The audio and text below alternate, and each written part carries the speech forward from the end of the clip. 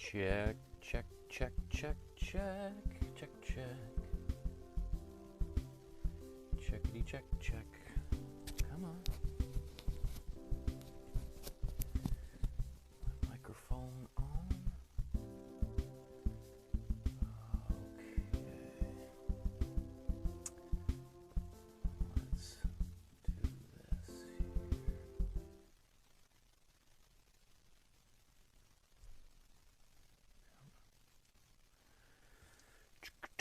this here. Everybody ready to make some paintings?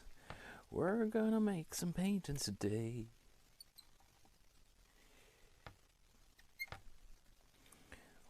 October 13th. Whoa. Okay. Ba-ba-da-dum-bum. Hello everybody, my name is Michael Markowsky. Welcome to my studio here in Vancouver, British Columbia. And we are going to make a painting together, you and I. Well, I hope so. You're certainly welcome to just watch, or maybe my voice is the perfect thing that gets you to sleep every night. I wouldn't say that this might be an opportunity to make a painting rather than fall asleep, but I can't control what you do.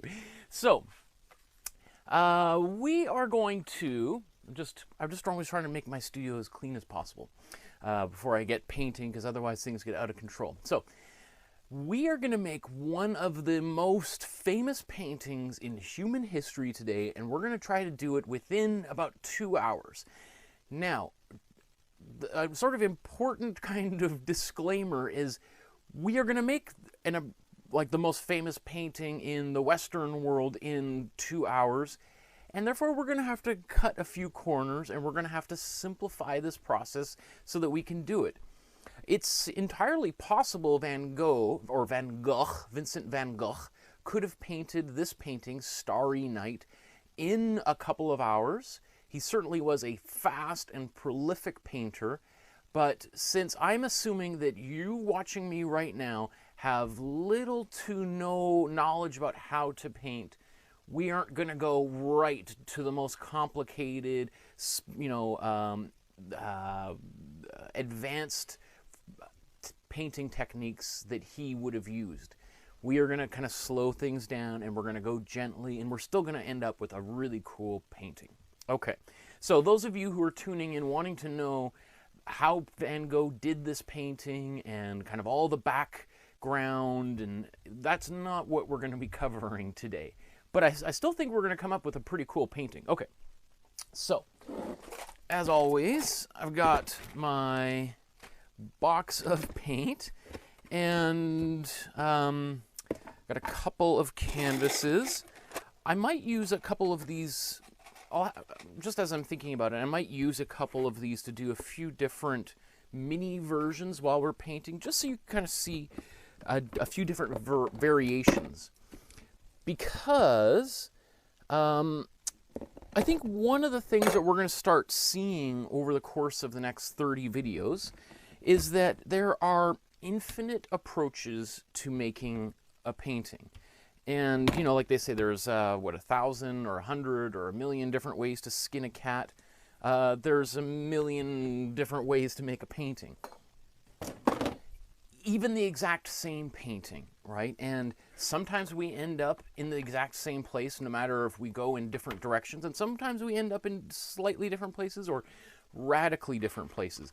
And that doesn't mean that the painting is necessarily better or worse, right? They just end up being different paintings. I think what's important as you start learning more about painting is you kind of start seeing these different processes, different techniques, and you think, okay, you know, first of all, how much time do I have? Do I have a lot of time to spend months and months working on one painting? And some people do. Another factor might be cost. Do I have the money to be able to invest in some of these more expensive, kind of niche, very specific types of art materials? Like you could spend hundreds of dollars on a single brush, right?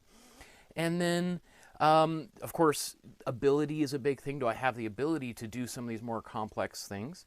And then I think the other really major part of painting that maybe some people don't really think about but is really important is how much fun am I going to have making this painting? So there are certainly different painting processes that are much faster than others, that involve more knowledge than others, and some that are just, you know, they're just more difficult. And some people might just be like, you know what, I just want to have fun. I just want to have fun. I don't want to like do all this really complicated stuff, right? So that's sort of where I'm trying to place today's series of paintings, is kind of in the fun zone. Because if I get you excited about making paintings, then maybe you're going to make more and more paintings, and you'll develop a curiosity for the more complicated stuff. Okay, so I'm just quickly glancing at the comments there. I love looking at the comments and seeing where people, I see here MJ from Spain is watching us today, right? I mean, and I know a few other people here are from Canada. I know other people who are watching from down in the States, in Australia, India. So, I mean, we go all the way around the world, which is one of the things I'm super excited about this class and the previous episodes, which, if you haven't seen the other ones, hint, hint, there's another 9 of them we did before. Anyway, you don't want to hear me prattle on all day. You want to start painting. So, I'm actually going to bring the painting right up on the screen, and we're going to draw a underdrawing. Let me see. Let's get which view would be best. Oops. So here's the painting that we're going to paint today. And let me just make it bigger here. Come on. Oop, that might be a little big. So let's see. Doesn't want to get any bigger than that. Let me see. I think I got another version of this. So let's throw this one in here because I think I'll have a little bit more. Okay. So this is the painting that we're going to paint, and we're going to have to cut a few corners and eliminate a few details to get this painting done, because we're not going to be able to get every little bush down here. We're not going to be able to get all the little buildings in here. And in fact, you could potentially just eliminate all of these buildings if you wanted, because from my understanding, this bunch of buildings here was something he invented from his imagination. Although there were other buildings around, so he may have just taken some other buildings that might have been behind him and put them into the picture because they just sort of fit for him. So again, and all these different stars in the sky, we can eliminate some of that. So let's get a pencil. It could be any kind of pencil. I'm going to draw a little bit darker than you should. Here's a little bit sharp. Well, do I want a sharp one? It's going to get pretty dull drawing on this surface anyway. So let's bring up a view with the screen. Let's put this here and there. Okay. Maybe I'm just going to shrink this down a bit. As we go, I'll give you a little bit of a condensed art history lesson as to this painting. But let's start painting it, and then I can rattle on while the paint is drying, right? Okay, so the first thing I'm going to do is I'm going to divide my canvas into quarters. All right, so there's a big, so let's don't get confused. There we go. So you can see not straight lines. I don't care if they're straight lines. I just want to have something that's going to help me identify where the middle of this picture is. All right, so the middle of this picture is somewhere about here, right, where this little cursor is on the screen right now. Okay, so let's do a quick little sketch here. Let's imagine that this is where that cypress tree is. Right, so here's the top of it. and we can kind of just give it some kind of, it looks like, you know, a fire, right? These kind of licks of flames that are shooting up. Okay, so there's the fire, there's that tree, and then the kind of this horizon on this left side is around here. So let's just kind of draw very simply. And then it's going to kind of come up to almost to the top here. Right, so I could just sort of draw a quick little line there to help me. Right, and it kind of comes up and here. Alright, okay. And then let's say this comes around this hillside. There's nothing, I'm not doing anything super scientific or anything here, just my general impressions of where things are going to go. Now there's this church. If you want to put the steeple in, it's going to be down here. And we could put a few houses down here, but I'm going to suggest we kind of eliminate some of these details. Okay, then we've got some of these bushes and things down here. All right. Again, we're going to paint over almost all of this in just a few minutes, but just to kind of get a little bit of an idea of where things are going to go. So this is the bottom part of our picture. Now let's move up here. Okay, so now we've got, I think this is supposed to be Venus actually in his painting here. So Venus, and I think this is the moon up here. Make that's pretty big, so a little circle there. And then we've got this wave that comes up and through here. All right. Oh, big wave coming through, and it kind of makes this, what do you call that? Yin-yang kind of thing going on, right? Now, you don't have to draw all of these stars.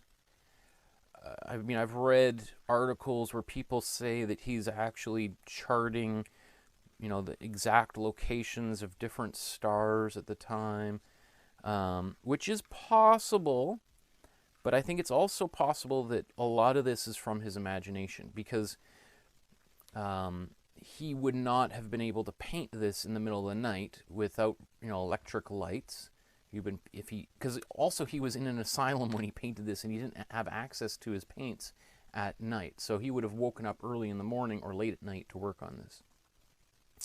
So, okay. So here's my basic drawing down there. And you know what? I'm going to do a quick little sketch on, let me see, I'll put this right down here. I'll do this kind of a little bit faster.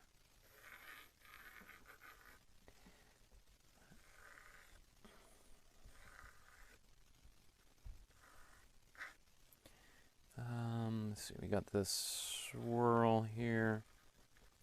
So I'm just going to do this because if I want to do a couple little extra different layers or things, in fact, let's do 2 of them. I'm not even sure why I would want to do this, but okay.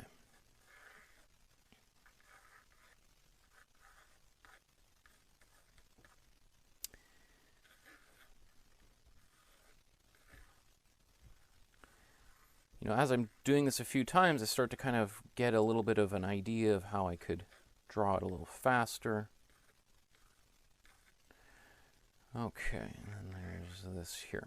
Okay, so we've got 3 different versions of this painting that we can work from. This will be our master painting, but then the other ones, if I do want to do something on there. And you know, these panels cost what, like $1 for the 2 of them at the dollar store. Like all of this material here is about $2 for these. I mean, you can certainly spend more on more so-called archival products that might last a little bit longer. But for our painting class, I would suggest you use the most inexpensive materials you can. That way you don't really care. You're like, didn't work out. Look at this. I can't even buy a cup of coffee for cheaper than the materials than these canvases, right? So then you're just like, whatever. If I didn't turn out, it's not a big deal, right? And that's what I want things to be, is the stakes to be as low as possible. So let's now get our paint out. I've got let me see.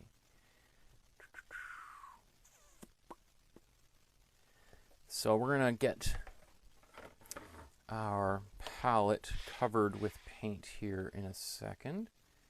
Where am I going to stand here to be in the rain? Okay, so you can see I've labeled my palette here. And I'm just saying this because I know some of you who've been tuning in episode after episode after episode know everything that and understand what I'm doing, but this will probably be one of the most viewed videos that I do, just because Vincent van Gogh is such a well-known painter. So if you're wondering, like, what does cool yellow, warm yellow, warmer, like, I don't understand what this weird system this guy is using is. Well, there's a bunch of previous videos where we go into depth about all that, so I'm not going to do that here today. But if you are curious as to what colors that I'm using, right, my cool yellow, this is the Amsterdam brand of paint, right? It's probably one of the least expensive kind of amateur series of paints that you can get. I'll just leave that there in case. All the stuff is in the description below, but people will usually ask me anyway, so I'll just leave it there. All right. I am putting maybe a little bit more paint on there than I need. I always tell people to put about as much as you put on your toothbrush, just so all of it doesn't go down the drain.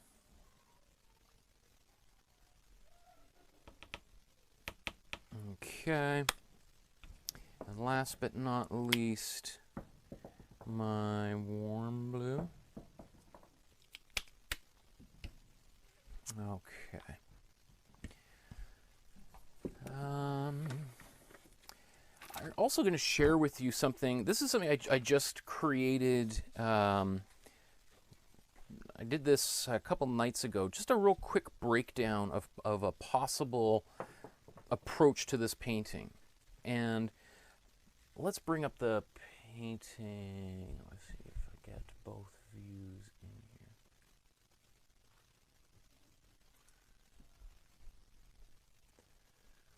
Painting there. Just going to try to get both of these on the screen at the same time. Sorry for my slowness. Okay.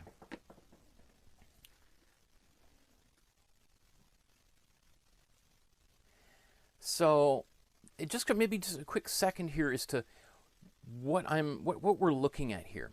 Now, we could paint this painting directly, which is to paint the colors directly onto the bare canvas, which is maybe one approach that I'll take. So maybe I'll use one of these small canvases and I'll do just that. I'll paint let's say the blue directly on here and give you an idea of what that looks like.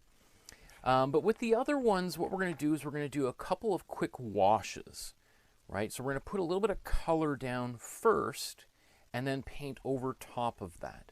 And that's going to help speed up the painting process for us. So these, if you want, you can even take a screenshot of that. Actually, no, this is the wrong one. What am I talking about? That's a painting coming down the tubes in a few weeks. Okay. So here's the correct painting. Some of you are like, that looks very different than the one we're about to paint. Okay, so this is what the basic code of the underpainting that I'm going to paint on the large canvas.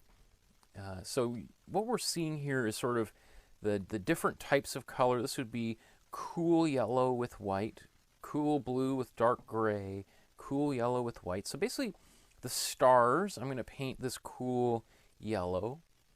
Up in here, we're going to have a cool blue with some gray. And we're going to have in here, I didn't put anything there, but this will be also cool yellow plus. And I know this, you'd probably be like, oh my goodness, this is way too complicated already. I'm just showing you, these are the kind of, this is the notes that I'm making for myself right now, but I'm going to explain all of this as we go. So maybe I'll just even get that out of the way before I lose, people's minds start to melt. Okay. So,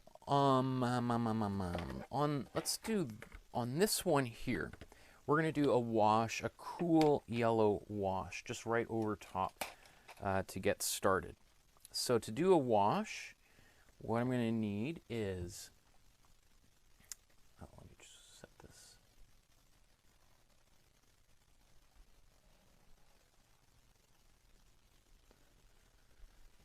There we go. Okay. So to do a wash, what I'm going to do is I've got some water. I guess that's casting a shadow here. So I'm going to get some water, and I'm going to take some of my cool yellow, which there's a cool yellow in the stars in the sky, right? And we're going to paint this all the way across this surface here. Now, Van Gogh did not do this, but again, that doesn't mean that we can't do it. There's no law that's going to prevent us from doing anything when it comes to making art, at least not here in Canada. So we can take whatever kind of approach we want. The reason why I'm putting down this yellow is for a few reasons, one of which is it's going to cover the entire painting surface with some, with a little bit of paint so that I don't have to worry so much about filling in all the little white spaces.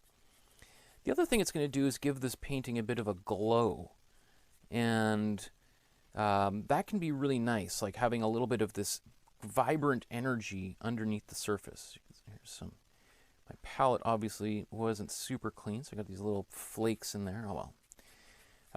It'll drive me more nuts trying to get those things out of there than it will be just to ignore them. Okay, so we've got this one here. It's, it's not totally even, right? There's some little streaks you can almost see. I'm not concerned about that because, again, this whole thing's going to get covered with paint. So let's leave that one to the side here. Okay. And then for this one is the one we're going to kind of complicate things a little bit. And we're going to add a little bit of, or do I want to, sometimes I think maybe I want to simplify things even more. Okay, so what I'm going to do is I'm going to make myself some gray, because we're going to mix some gray into the underpainting. So I've got some white, and I'm going to hardly need any black because black goes a long way. This is a great thing about having a painting shirt, right? You got stuff on your hands, you just rub it right into your clothes. Okay, so I'm going to take some water again on my brush, right? I got this little watery area here. It's not a lot of water, but I'm just kind of diluting it a little bit. That's just going to make it a little easier to paint. I don't want like a big, like a bucket of paint here because I want this to be able to dry in a relatively short period of time. So let's scoop some white out into here. Right, and then I'm going to take just a little bit of black, right? Barely any, right? Look how quickly that changed. All right, and I'm going to take this boy, oh boy, that I probably should have put even less black in there, but that's okay.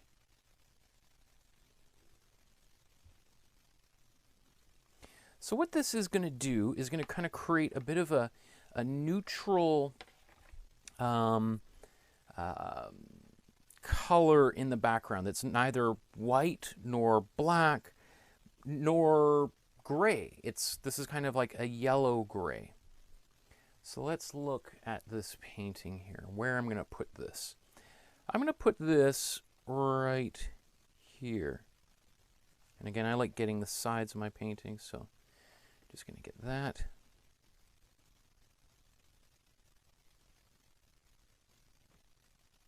And it's picking up some of the pencil lines that I put down earlier, which is totally fine. Right, of course, I drew a little bit darker than maybe most people would want. Got a little bit of that there. And let's see. Where else can I put this? I can also put a little bit, I'm going to add maybe more white here. I'm going to take a big scoop of this white and kind of brighten it up so it's a really light, it's got like a light gray yellow. And I'm going to put that in a bunch of these places here. Wherever there's these stars. Right, look, I mean, look how, I'm being kind of sloppy, really, if you think about it, right? There's this here, and you can see me kind of moving things around a little bit. Again, this is an underpainting, so there's really very little of this is going to be seen ultimately. I have this green down here, but you know what? I'm going to put this same color right here where these bushes are going to be. I was originally going to do this as like a green, but I think this will might help make that these bushes pop a little bit more with a little bit of yellow in here.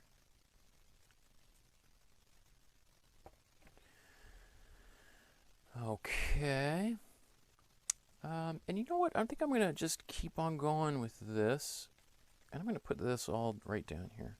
I'm going to simplify this. I have more, as you saw earlier, more detailed, complicated notes for things. But I think, just in the interest of simplifying this and making it as straightforward as possible, let's cut a few corners there. Okay.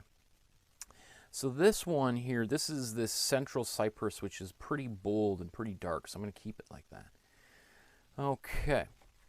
So the next thing that I'm going to do is I'm going to paint some cool blue up into this sky here.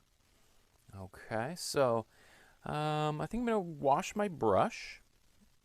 So where's my rags? Here we are. So here's just, this is what, an old pair of underwear or t-shirt? I'm not sure. I think this is an old t-shirt. There's the sleeve, right? So rather than throw this stuff out in the garbage, and no one's going to take it if I donate it anywhere, right? An old torn up t-shirt with holes starting to form, or the seams tearing, or stains on it. So I like to recycle this because it makes perfect rags for painting. All right, so I just clean my brush off nicely. And then we're going to do the same thing here with, so I'm going to get a little more water on my brush. I don't want too much here, just diluting this paint a little bit. Grab some of the white.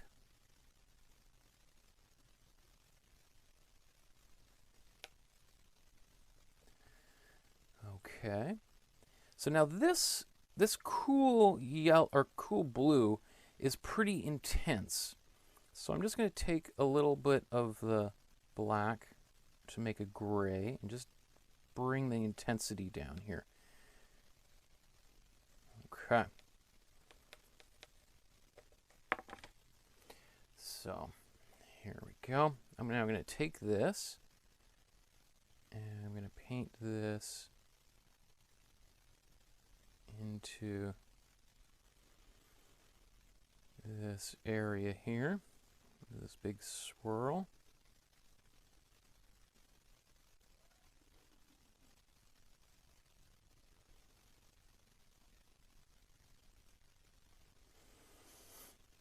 Okay, and now I can look around. Is there anything else that needs kind of the same dark color? I think I'm going to put it down here. Notice I'm avoiding this big cypress here.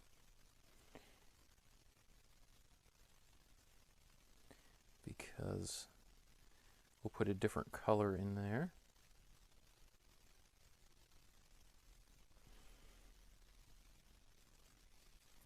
And I'm just like throwing the color in there, right? I'm not being super, I'm not, if you know, you can see I've kind of obscured some of the steeple of that church. That's all right.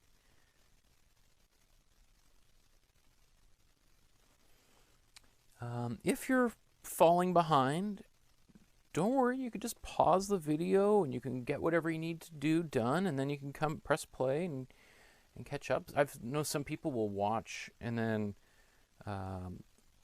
paint along the second time. Okay. So I got a bunch of this done. Now let's do the rest of the sky here. So I am going to add maybe just a little bit more of this blue. And maybe a little bit more of the black, just kind of darken it down just a bit. I'm just going to paint this in.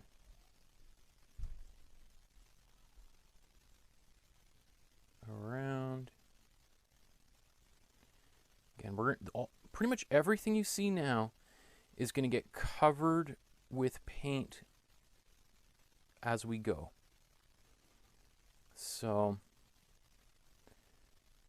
this is a great way you can kind of go over top of some of the lines. So this is going to hide all those little white lines or the white part of the canvas. So I'm just brushing this all the way in here.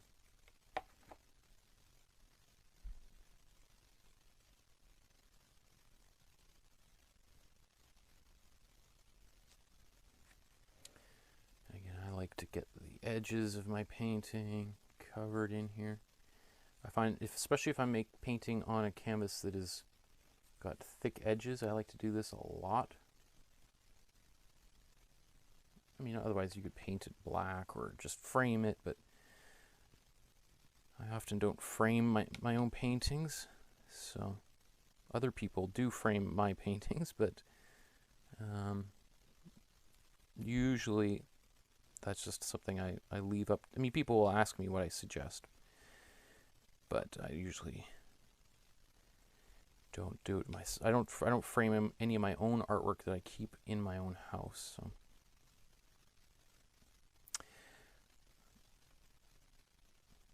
I do have some, having said that, I do have some of my artwork that is here framed from that people, galleries have framed and then I've gotten back. Or I frame photographs and drawings occasionally, that's true. Okay. So, now, here we go. There's the most of it kind of filled in. And again, I could have done just this. If you wanted, you could just apply a kind of a light color to it. I think Van Gogh was painting, if we kind of just take a quick little tiny detour. If we go all the way to the edge of this canvas, let me see if we can see this.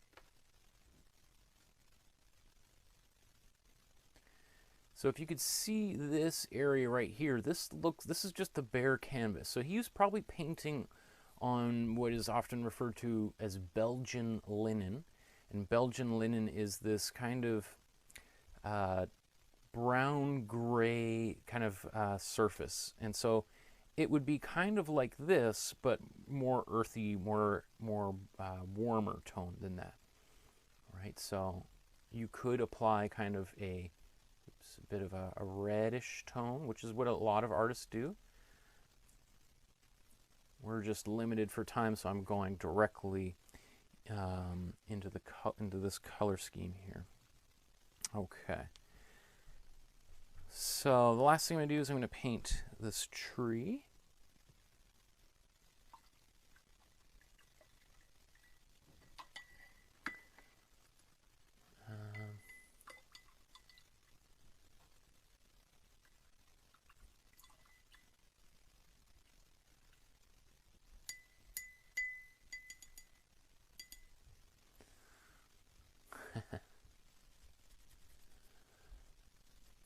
Reading the comments, you guys are so funny.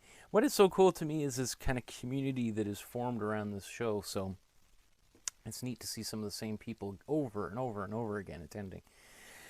Okay, so what we're going to do here, so far what we have are cool colors in the background, right? And the reason we're putting cool colors in the background is because those colors appear to recede. They seem to kind of go back into the distance. So they so to help create space in our picture, we want to put those cool colors in the background to kind of pull those things further away from us. This cypress tree, on the other hand, is in the foreground, right? It's this very strong, dark object in the foreground. So let's put some warmer colors down here.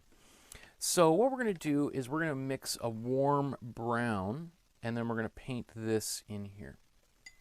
So my warm brown is, let's take some warm red and a little bit of warm yellow, and let's mix it right here. Right, so what we're doing is we're making like an orange, right? An orange color. And then we're going to take just a little bit of warm blue.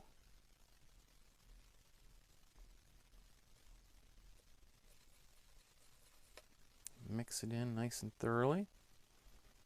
Now we've got this color here. So this has got like a rust-like color.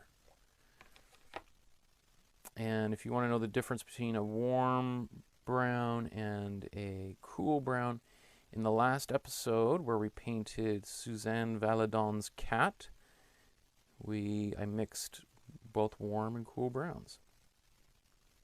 Again, you can see me painting over certain things, right? I'm not concerned at all about having really nice, pretty edges between the colors. This is my underpainting, right? So this is a place where I'm just kind of establishing some colors underneath so that I don't have to, like Van Gogh did, paint all these little tiny brushstrokes everywhere.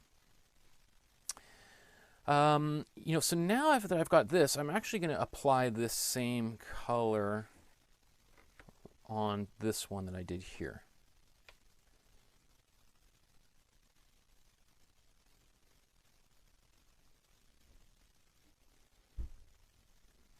Okay. And one of the things, this is going to be a little bit different than this one because I'm painting this warm color over top of the cool yellow. So those colors are just going to mix a little bit together optically. So there we go. You get a little slightly different tree here, but whatever. Okay.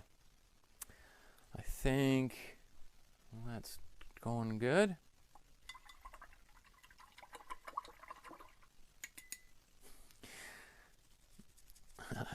I'm like, okay, I'm going to try to do 3 of these in the next hour. Oh my goodness.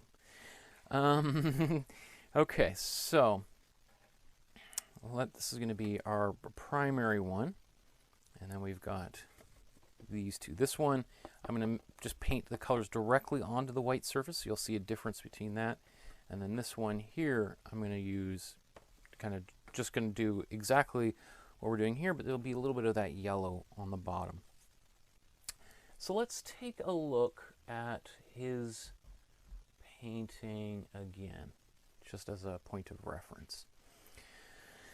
So what we're going to do is we're going to start in the background, and we're going to build up some of the details in the background, and then we're going to start moving towards the foreground. And the reason why we're going to do that is that one of the techniques, or one of the ways that we determine what is closer to us is when something is in front of it, right? So if you look at this hand, it appears closer to you than this hand because it's obscuring parts of this hand, right? So it's pretty clear that this hand is closer to you watching me, right? Even when we're like this, right, we still configure that this hand is in front of this hand just because of these little bit overlapping marks. So if we paint some of the background and then we put colors over top of it, it's going to kind of push those things back in another way, right? Besides just using warm and cool colors. So we're going to need a paintbrush, and this one I'm going to use one of these round brushes, right? So kind of a pointier brush. And we're going to start putting in some of these little blue dashes that he had over top of it, right? So, or actually, you know what? Let's put the yellow in first, because that yellow, it's easier to darken things than it is to lighten things, right? So let's kind of just start putting. We've got. Oh, let's go to this. I think I need a different angle here.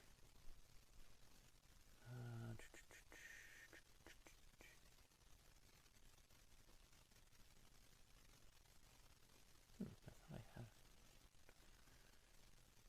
I guess not. Oh, there it is.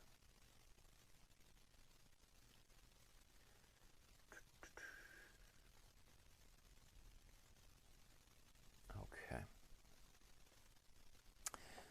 So, this is just a little confusing, those things up there. So, we've got my cool yellow.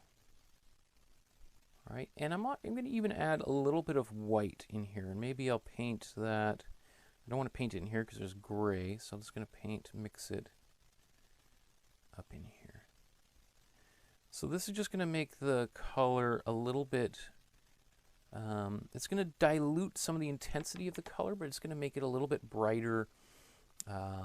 So I'm just going to paint over top of some of these areas here.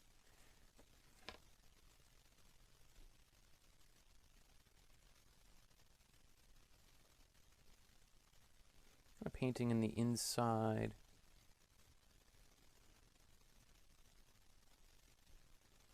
Well, you can see I got a little bit of blue on my brush. That's okay.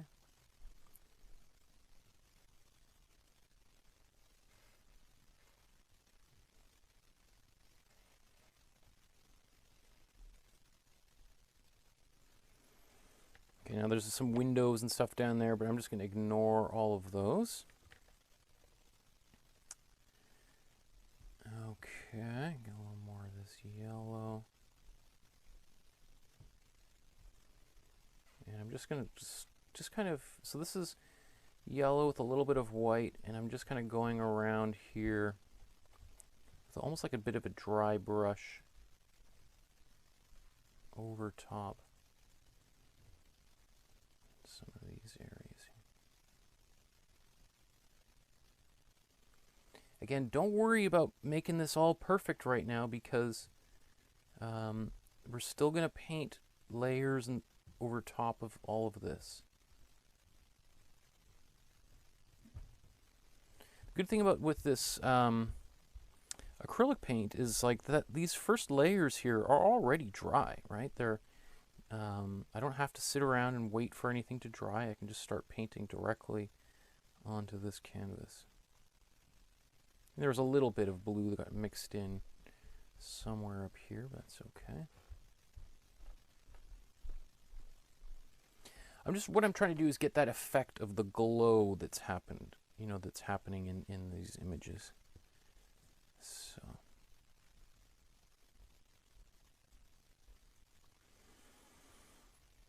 You'll also notice that I'm not using any water. I'm not applying any water on my brush, and I probably won't be using water again until I wash my brush. Otherwise, I don't really need any water. Okay, so I'm just going to move, you can see kind of where we're going here. I'm just going to move that to the side, and let's just approach. I just want to show this one really quickly. If we were just to attack this directly, right, and I just start painting some of these.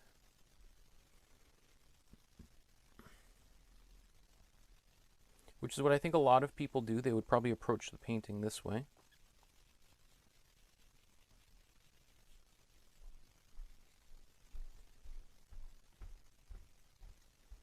Oh, we need to get this.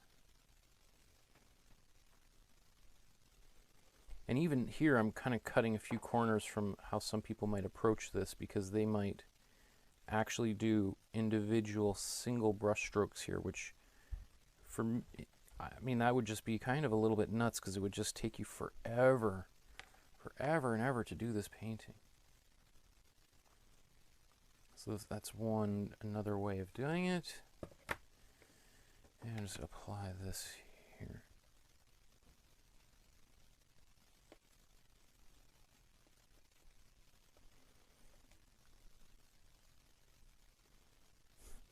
So when I'm working on a bunch of these different paintings, this just gives you an opportunity to kind of slow down, and you can work on yours while I'm doing this.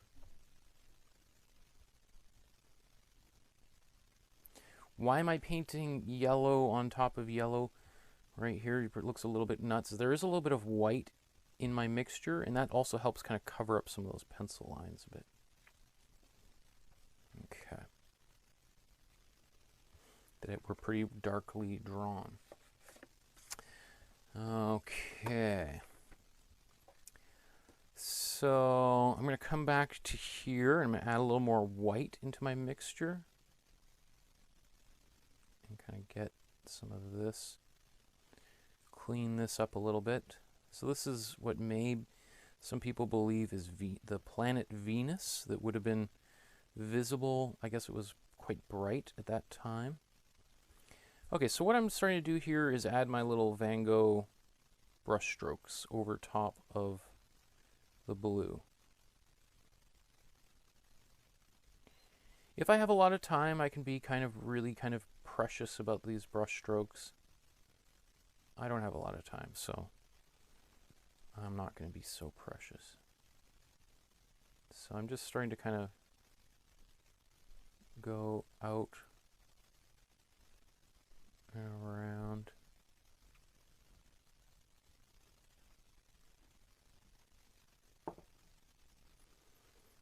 Right, and I can even take some of these same brush strokes and just start, even though there's not much yellowy, just going to start kind of putting them in here. Because with Van Gogh, it's the accumulation of all of these small brush strokes which make the painting.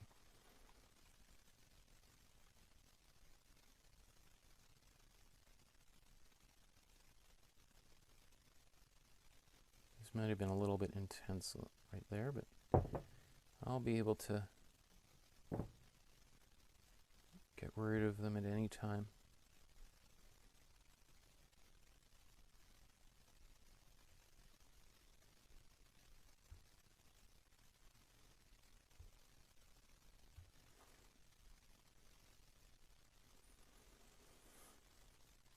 I'm a little bit, as I'm painting this, I'm feeling like, okay, some of these brushstrokes are a little bit sloppy, Michael. You know, I could, if I was going a little bit slower, like maybe 40% slower, I could do kind of a little bit cleaner brushstrokes. And what do I mean by that is like, kind of just, like that's a nicer brushstroke. Right, where like some of these are looking a little bit sloppy. But we can always clean it up as we go here, right? So, let me see. I'm even going to add a little bit of white back into here. Now, what should we do next? At this stage, let's get some of the darker blue. And so that darker blue is the warm blue, our ultramarine blue. All right, so you can see I'm just going to take my brush, which still has some white and yellow on it, and I'm just going to blend it into here. And it is changing that blue just a little bit, which is fine. Right, and I can go into some of the darker areas up here and just start applying this in here.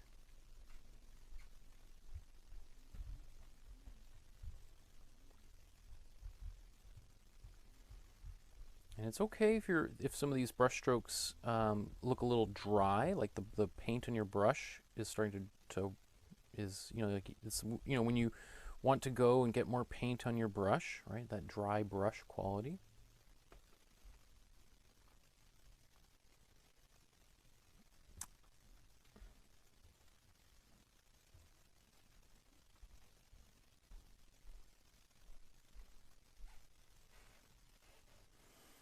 So you can see this method of painting that he has with these little brush strokes. It takes time because you're building up like a mesh of strokes, right? You got to really cover a lot of room, to rather than just one big brush stroke here. It's the accumulation of all these little marks that make the painting.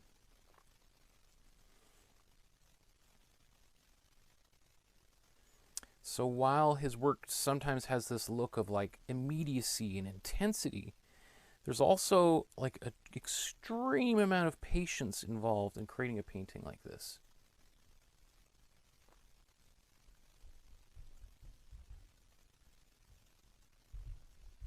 There's a little bit of a spiral in here. All right, I can even outline a little bit of the hillside here.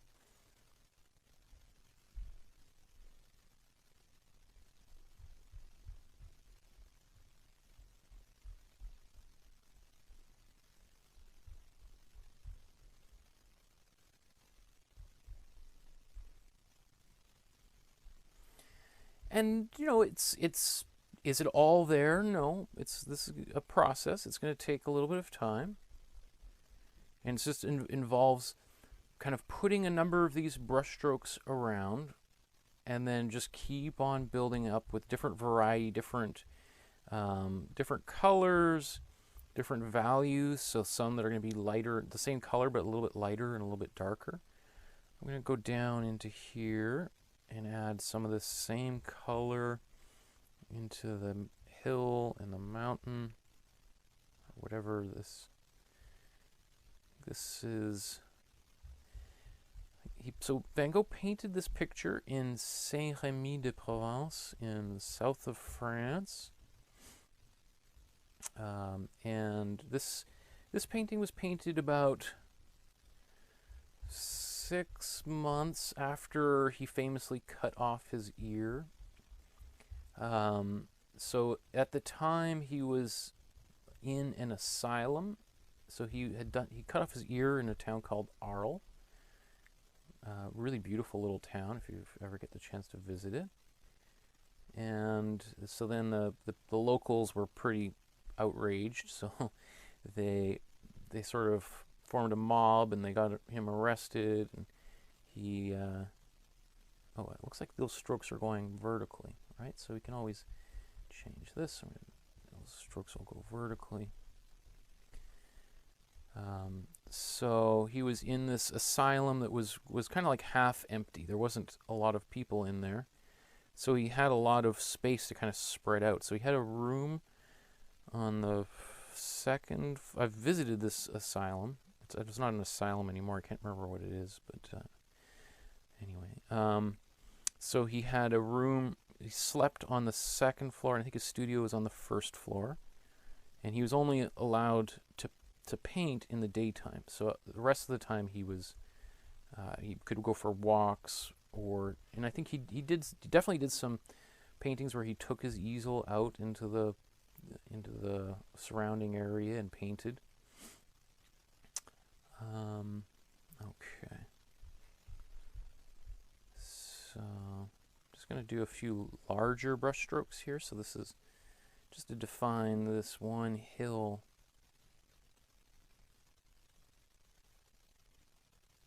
All right.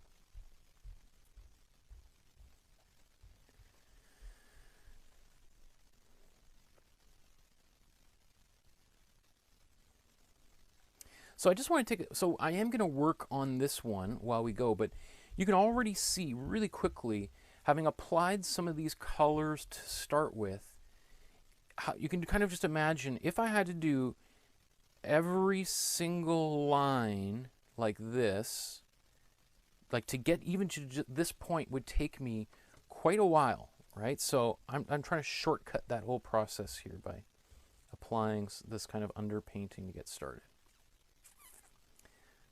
Let's put some bushes down here. Maybe I should even put a little bit of green. That might be, otherwise it's going to drive me nuts trying to get all that done in a certain amount of time. So, okay.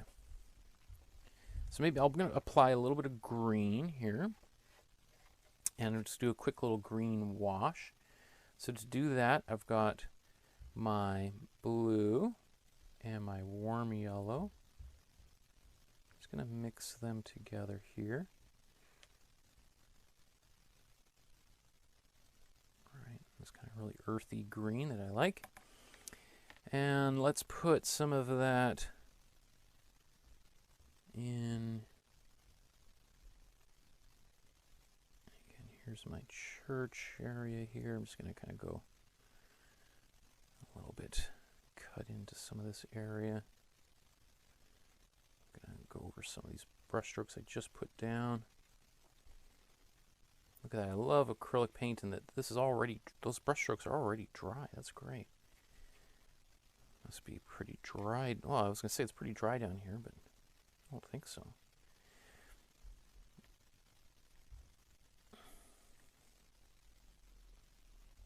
Like, I mean, you could see it's about as sloppy as I can be painting here, right? I'm just throwing color into this area. Oops, that's a little bit too dark, so I'm kind of mixing it onto the canvas, directly painting,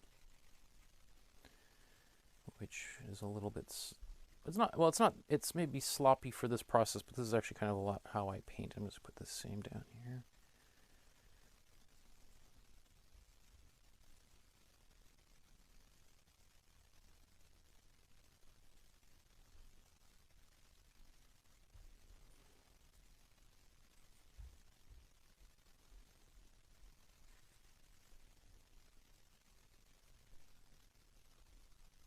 Maybe I'll even get this a little bit closer here.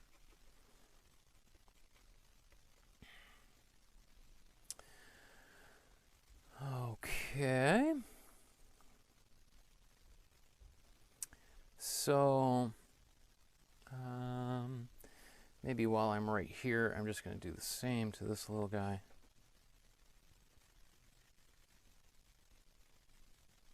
Just mixing up another little batch of this green.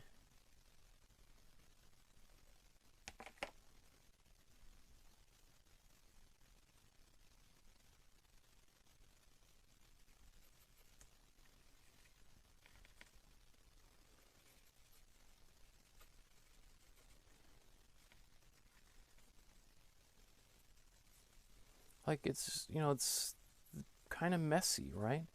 And I don't mind that because we won't really see any of this messiness later on, assuming we carry the painting to its, you know, full conclusion.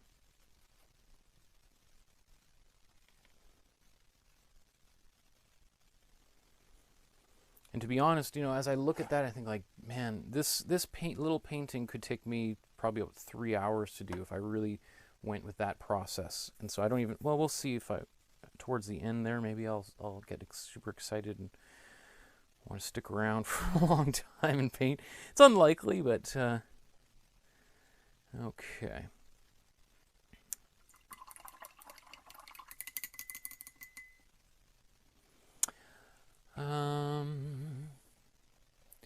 Actually, maybe while I'm right here, I am just going to go over top of some of these areas here.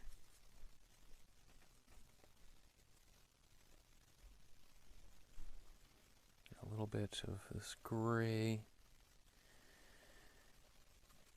in here. I'm just soaking up some of the black that was there previously.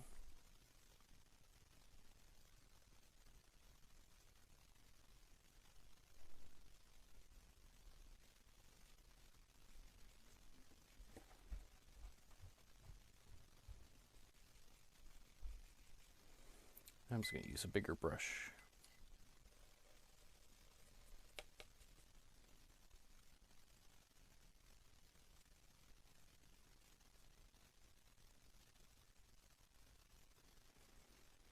You know, what's a little bit nice about having a full color in the background like this is it does mix in a bit.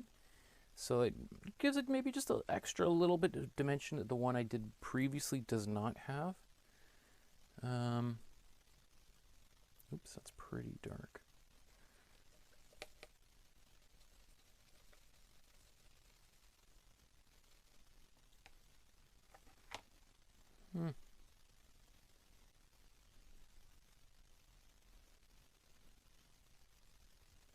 Oh, and I'm just painting out all the stars. Good job, Michael. Okay.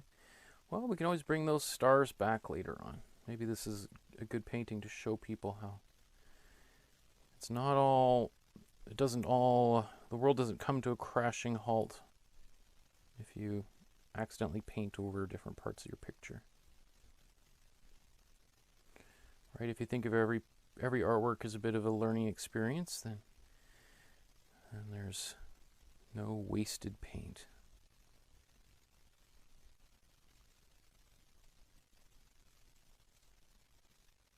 Okay. So there's another one done. Okay, so let's come back to this, our main focus of today. I think it is worth just sort of taking a quick second just to point out that, again, Van Gogh would have made many paintings simultaneously. So he often painted in series. So he would paint, let's say one painting every day, but he might have, he might go out with 2 or 3 canvases and start 2 or 3 at the same time, and then finish one that day, and then he'd have another one already begun the next day. And what that would do is he'd already have a chance to kind of, just like I've done here, set up a few different canvases. So these are already started. So the next day, he's not coming at it and having to kind of start from ground zero. He's already got, let's say, the composition done.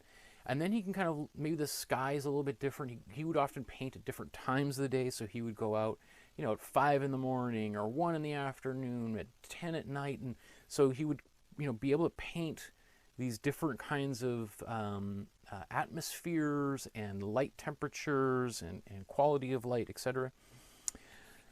So let me see. Gail says, I'm only doing one, so I did the yellow background as background. Was I supposed to add the layers you did on the other canvas on top of the yellow, or are you going to do that one later? Oh, I think maybe that might have just answered that. Peter says, for painting, I watch on a big TV and have the chat open on my little phone. In the drawing class, I was able to set it up on my PC. Different setups, so maybe not as chatty. Yeah, I think maybe it's a little bit harder for people to paint and then type and then paint and type. Sometimes people get paint all over their hands. So that might be one reason why the chat isn't quite as active. Kitty Cat says, hey, I'm a bit late, but I'm here. I had to watch the end of season 4 of This Is Us on Netflix. Oh my gosh, really good. Jean McCauley says, hi, tuning in a little late. Looks nice. Okay. Obviously, you can always go back to the beginning of the episode while we're streaming. So if you want to start it over or whatever. Okay.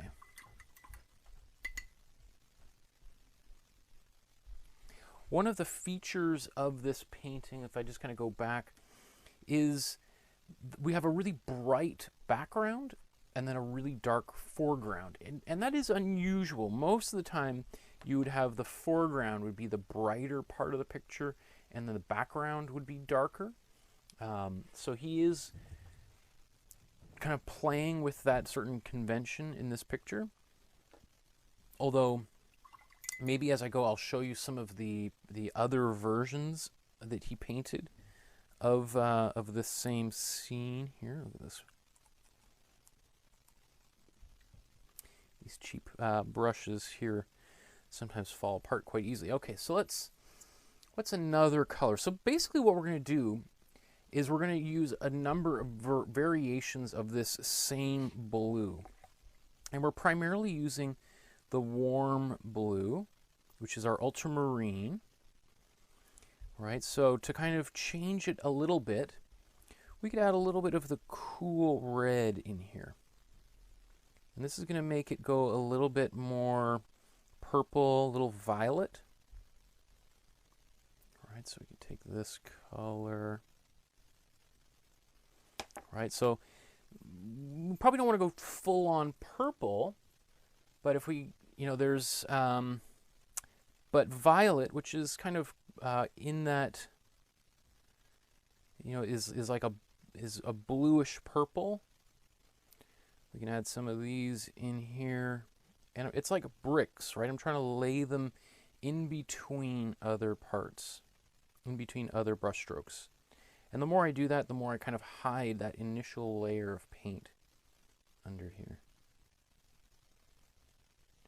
So we have some of these darker swirls are mostly on the kind of outside rather than on this spiral on the inside. So I'm just sort of trying to highlight that a little bit.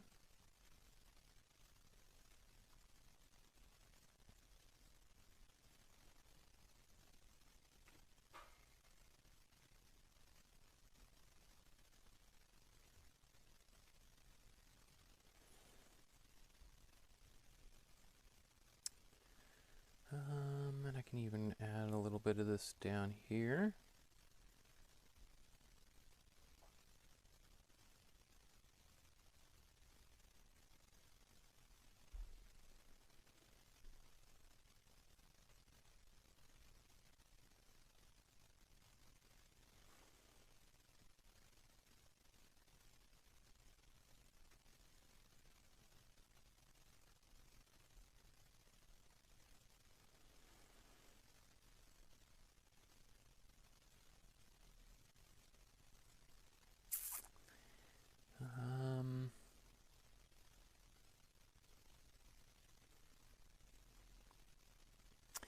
Other things, if you do a little bit of reading about this particular painting, Van Gogh was not a fan of this painting. He did not like it. He literally explicitly wrote that it was a failure.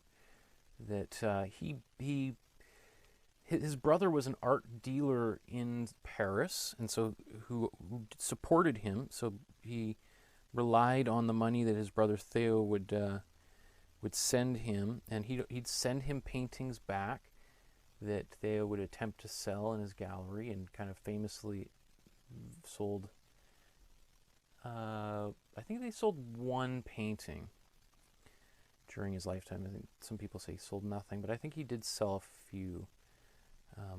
Theo did. So he would make these paintings, and then he would send them, and this sort of series of paintings, he did not send this one to his brother because he explicitly wrote to his brother that it was a complete failure, and he was very unhappy with it. Which, goes to show, artists are our worst critics. This painting is now sort of generally acknowledged as one of the most important paintings ever painted. It's, it's probably one of the most purchased postcards and umbrellas and all that kind of stuff that you can buy, and yet the artist himself was very unhappy with it. He, I think, eventually did send it to his brother because his brother thought differently, but You know, for all of those of you who write me and tell me that you painted over your picture and you weren't happy with it, maybe there's a starry night underneath that picture that you've just obliterated and is no longer being shared with the world. So I always caution people to be very careful about, you know, I would say never throw out your artwork. At the very least, kind of keep it around, and you could paint over it, or but sometimes it takes me a long time to learn to appreciate my own artwork. Okay, so I've got this purple, this violet, I'm just adding a little bit of white to it. And then I can take that same color and I can start painting in some of these areas.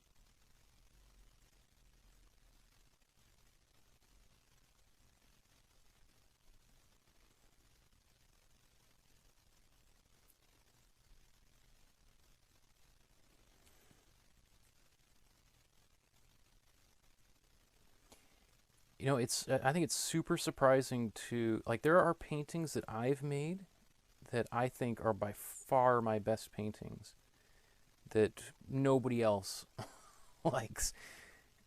And there's definitely been times where I've spent time in the middle of the night, like, what is, like, am I that, like, off? Like, how come I think this is a great painting, nobody else wants it? Anyway, I got lots of those around the house.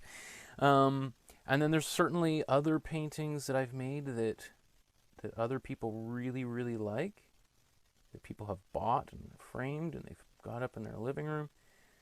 And I would say that I don't like, but I look at it and think, oh, well, I guess. I mean, sure, if you're willing to pay me for it, but that's probably not the painting I would have bought for myself. But when I exhibit with galleries, museums, I'll bring in way more material than is needed, like an extra, like, let's say that the exhibition needs 10 of my paintings. I'll usually bring in at least 15, 20 paintings that we can kind of look at together, and I'll get their opinion as to what to include. So I'm just adding more and more white to this mixture. All right, so this is just the warm blue and the cool red, and I'm just adding more and more white in here. And I can take this color and kind of put it on the peripheries.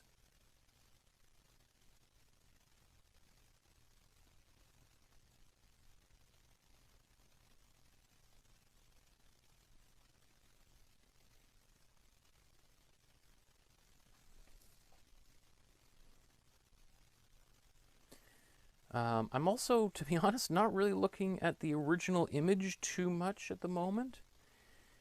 I want to get as much of this done as possible before I really start obsessing about kind of fine-tuning anything. Because at this point, I think I'm about halfway done this paint. Maybe a little bit further halfway.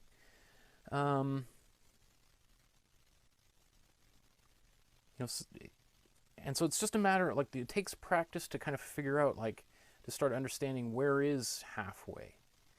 Because, I'm sure there's a bunch of people who watched earlier and, like, saw the first few steps and are like, this guy's nuts. Like, how on earth is this going to end up like a Van Gogh? And then slowly it's like, oh, I see what he's up to. I get it now. Okay.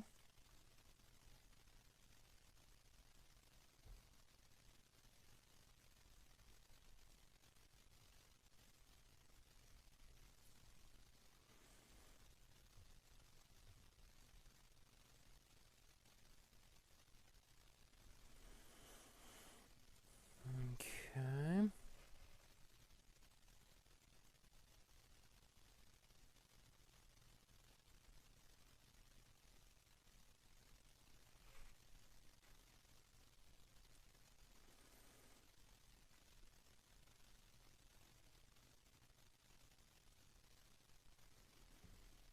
And even while I got a little bit of this color on here, I'm just going to start putting a few of these kind of bushes down here.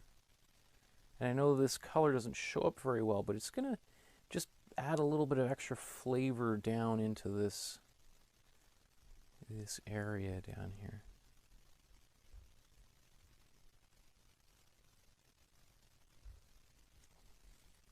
Just little bits and pieces, even some straight ones up in here.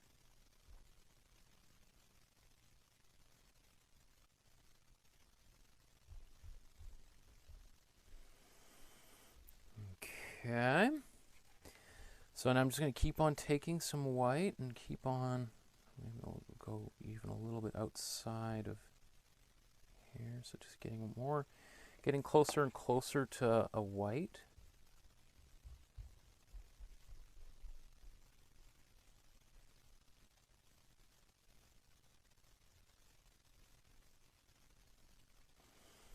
All right, so I can paint all of these little brush strokes in these places here.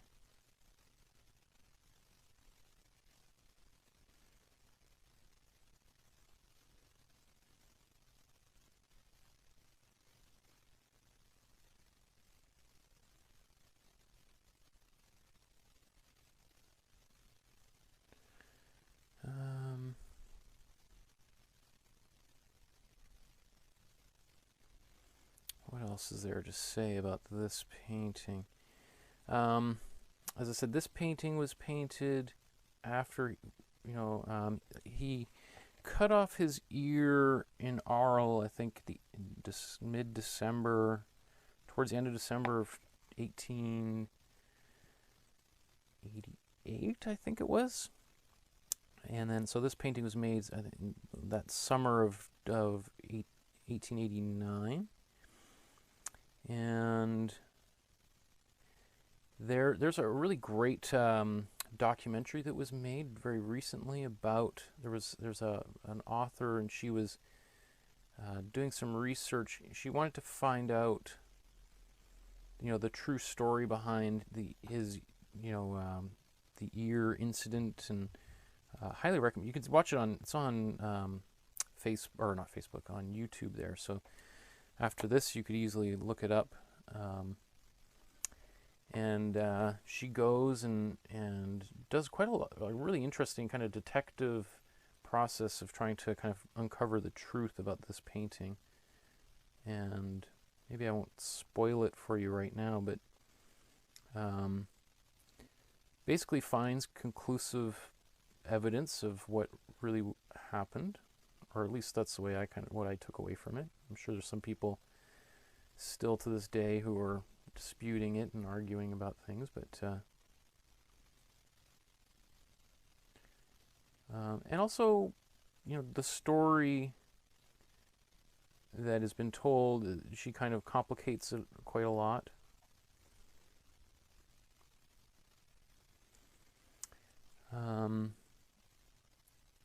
And there's this idea, like, I think maybe one of the things that I would share from it that I thought was really fascinating is that, there's this idea that Van Gogh was this madman who was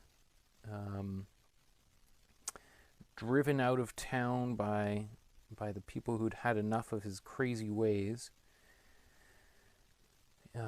But it also happened that he was kind of renovicted, which is a term we hear in Vancouver a lot. And it might have been a convenient excuse for certain landowners to kind of portray him as a loony in order to get him out of their building so that they could renovate it and charge more for it and get, a higher paying tenant into that space. And all of the people that signed this petition that got him essentially removed and committed to the institution all happened to be friends of this landowner that he was renting from. So it wasn't like all of these random people in the town got up in arms and revolted and sent him to the loony bin. It was a very select group of people You also think like, you know, a guy like Van Gogh walking around town today would be, you wouldn't even think twice about him. There would be absolutely nothing unusual about a guy like that today. 120 years ago, he would have been he would have been considered extremely eccentric, right? So it's just kind of changing attitudes for sure. Okay, how am I doing for time? People really like This Is Us. That's pretty funny. Okay, well, how are we doing here? So I think you're sort of seeing what I can do with the sky. So maybe I'm going to let the sky dry for a little bit. I'm going to come into the tree, do some of not the background, the middle ground. So we would consider this the foreground, middle ground, and then the sky being the background. So what I'm going to do is I'm going to work on this tree and the ground and the middle ground, and then we'll come back to the sky. So this tree is some greens and some browns. So we've already kind of helped the situation by laying in this brown here that we're going to put some green over top of.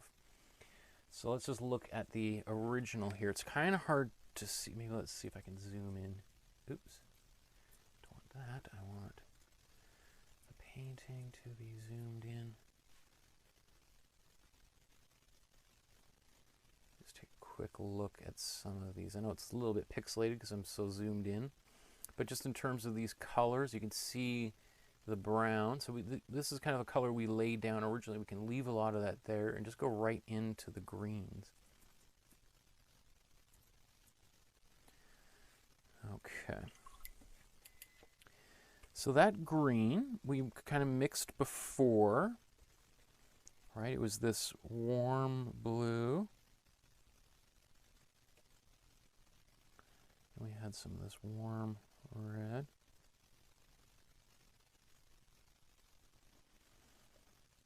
Okay, it's really dark green. And likewise, I'm going to apply it in the same way I did the sky. So I'm just going to put down these kind of swirling kind of marks.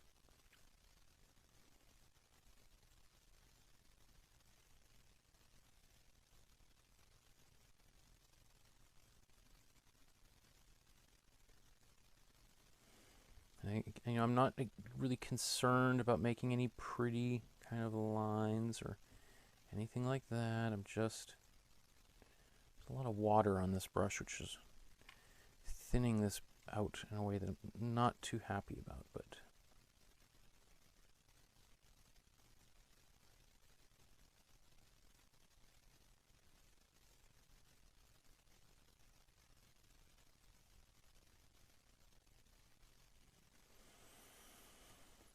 okay.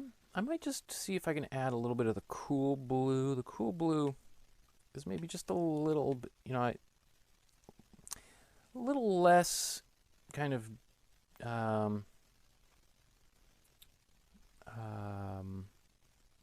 dark, I guess. And I just want to lighten things up. Put a few of these in here. I don't know if they're really going to show up on the screen much, but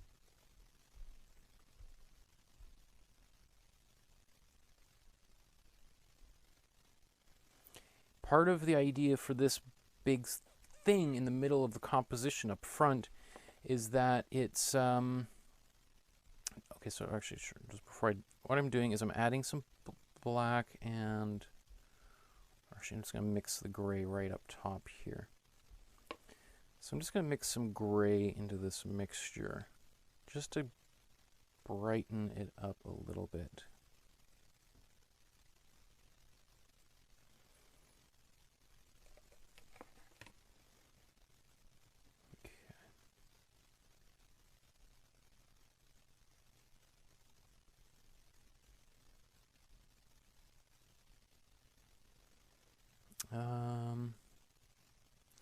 Oh yeah, this super dark form in the foreground is really unusual, and I think that's one of the reasons why this painting kind of became well known, is because it would have been very different than anything anybody had seen before. You typically just would not, you know, choose to put this type of thing right in the, you know, dark shape in the middle of this bright, beautiful sky like that.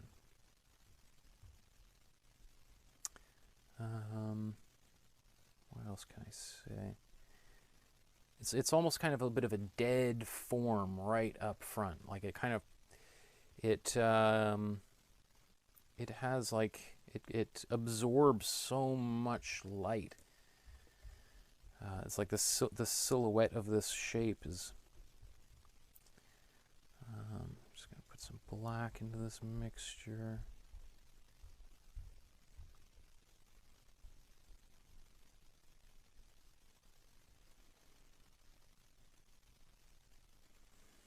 And what's kind of fun, when you start building up paint like this, then it can be kind of a little bit easier to paint on. So you can kind of do these serpentine kind of wisps around here.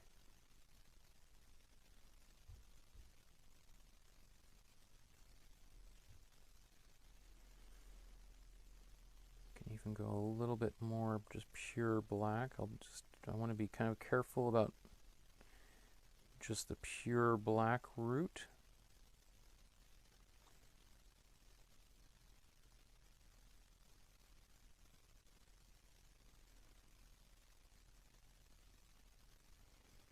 Just because of how intensely dark black is.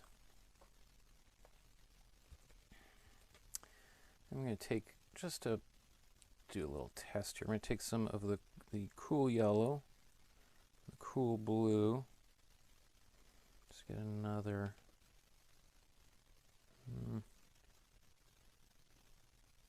didn't really give me the desired green that I wanted. So I think part of what I'll do here is I'll let this dry, and then I'm going to come back over top of it later with some brown and some green again, because it's turning into a bit of a gray blob. I mean, I actually kind of like the way it looks, but I think I need more color back in there. So I'll let that dry for a little bit. And while that's drying, I can take some of the same paint that I've been just playing around with and just continue to kind of add it into some of these other areas. Now, if I get lots of paint builds up onto my brush, I just take it and then kind of spin it. It kind of helps get those big globs of paint off of my brush.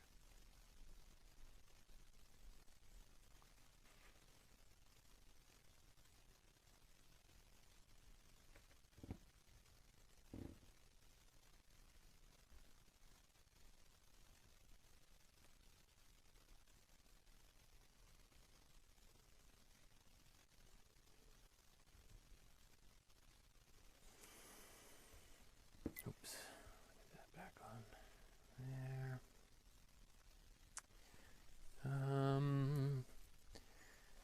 What else? Okay, let's maybe start tackling this villagey thing down here.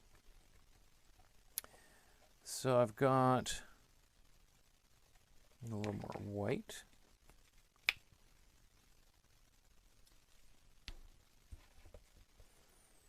I'm just going to paint like a big gray area in here. So I got this house. And this church here.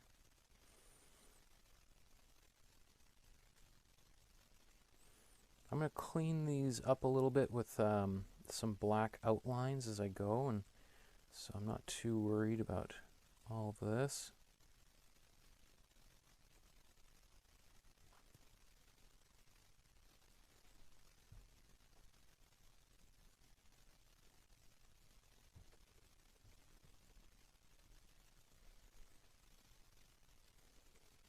Okay. And I can even take this gray and let's add a little bit of blue into it. And I'm going to use this throughout the picture, but I'm going to put it some down here. Now ideally I'd probably be using a smaller brush for some of this here just to fine-tune things, but I'm kind of up against the clock, and obviously you can take your time and add whatever little details you like to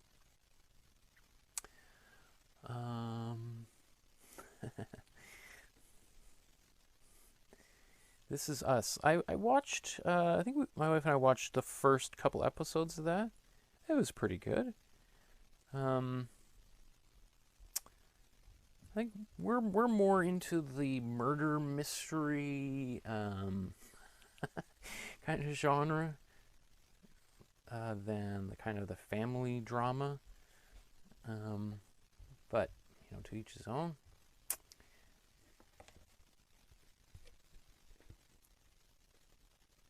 So what was one of the most recent movies or shows that we watched? Now that you're going to think of it. I'm mixing a little bit of a brown just so I have that. So this is my warm yellow.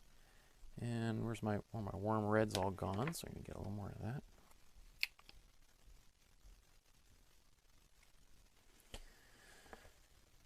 So warm yellow, warm red. You can see my brush is pretty dirty. I like that. I like having, because it just means that it just does not look like the pure colors from the tube, but I can understand if it just is a little bit, so here's a roof. Again, I'm going a little bit off book here, and you know, this is all from his imagination, so that allows me to do a little bit of my own using my own imagination. I'm even going to put a little bit of this, just a few little marks here and there.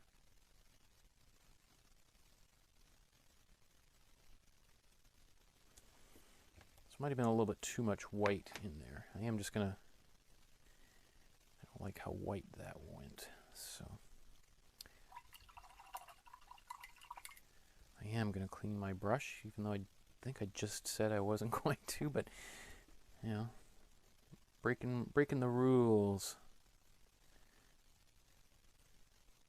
Get this brown.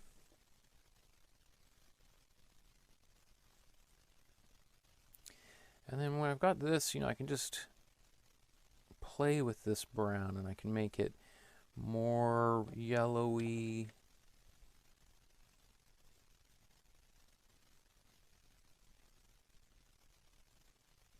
Kind of a lighter brown. I know that this is not exactly what is in this image. Do I need any more anywhere else? I know that I kind of abandoned the other paintings I've started. Maybe towards the end I'll come back to that again. Or, yeah. I was like, I'm going to pull it. And then I'm like, you know what? I just got to keep moving forward. Otherwise I'm never going to finish anything. Okay, so I got some of this warm blue, and I'm just going to put it back here into my brown. It's the main, you know, there's 3 colors as part of that component, so I'm just kind of going back and forth as to, you know, making it a blue brown or a red brown.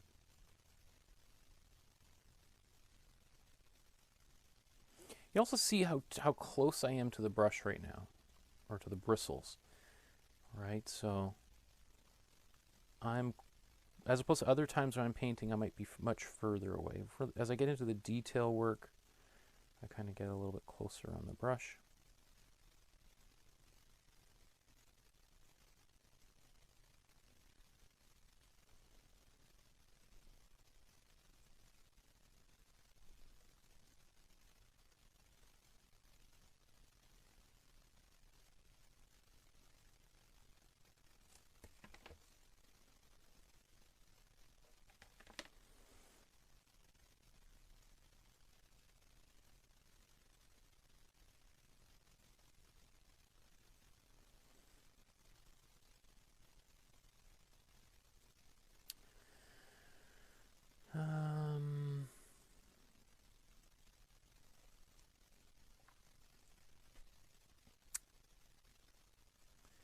I'm going to take this same color that I've been just developing here. I'm going to put it a little bit back into this tree.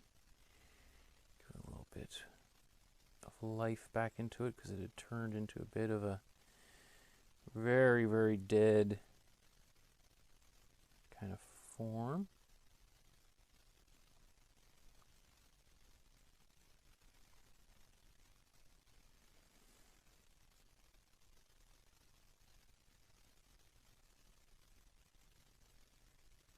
That's really helping. That makes me feel a lot better about this. Again, it's maybe you could see it. I think it just feels like that was a bit of a kind of a dead spot, and now it's some life coming back into that build or into that tree. Okay. Where else am I gonna? I want more of this same kind of really super dark green. So I'm just adding more yellow to it, so it's becoming more greenish brown rather than red brown. More and more. Add a little bit into here, yeah.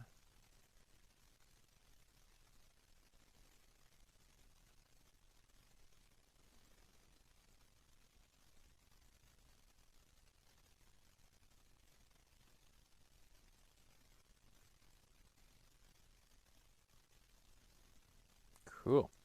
So this is feeling much better. And you can see, like, I wasn't super happy with this cypress tree.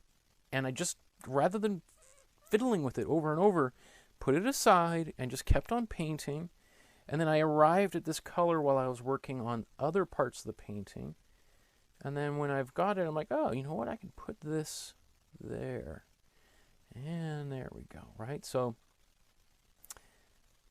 you know, one of the common things people do is they get into this thing where they're trying to fix an area of the picture, and generally it's just what you got to do is actually just move on from that area, work on something else, and then when you come back to it, you might have some solutions for it.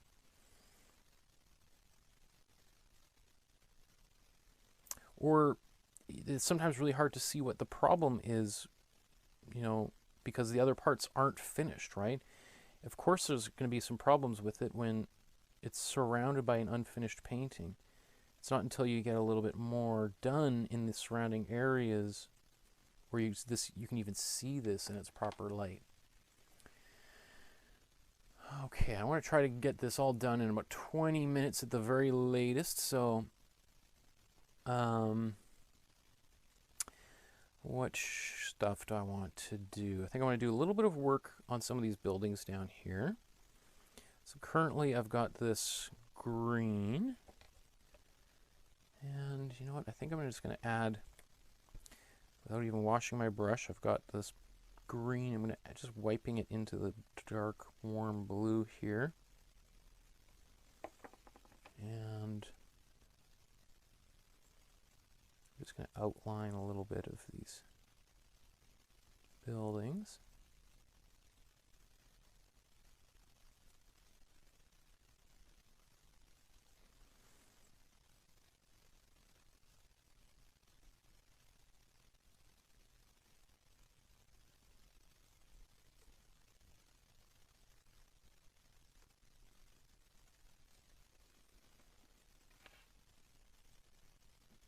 Okay.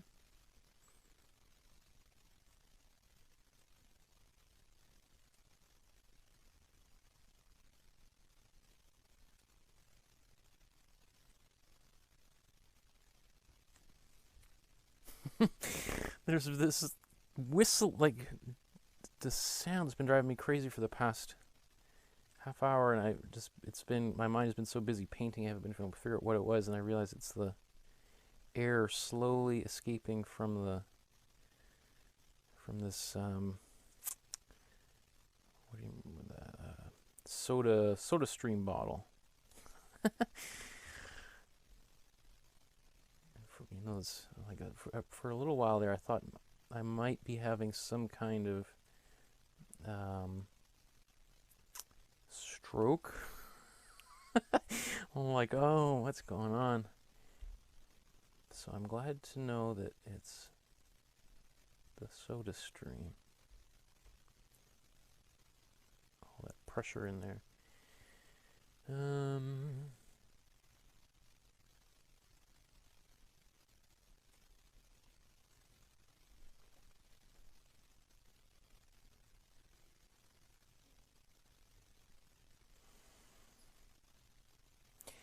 I mean, I'm not going to be able to really bring the full sky into a full resolution and to kind of really knock it all out of the park. It's just time-wise just not possible.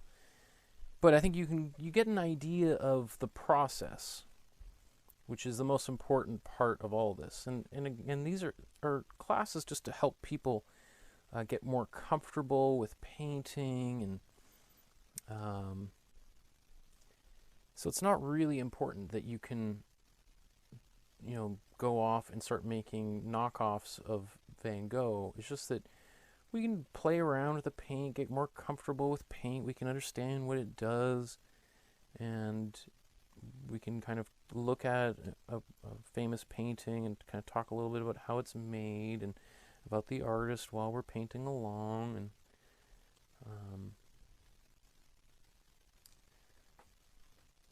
like all of this stuff I'm doing down here, like I don't know, it's not really in the original at all. I mean, I'm kind of riffing off the original and just sort of playing around and maybe making more bushes than there are there.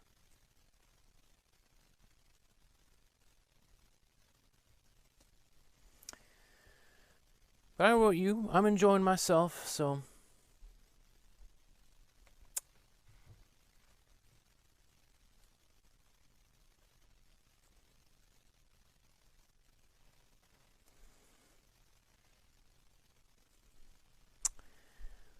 let's see. Oh.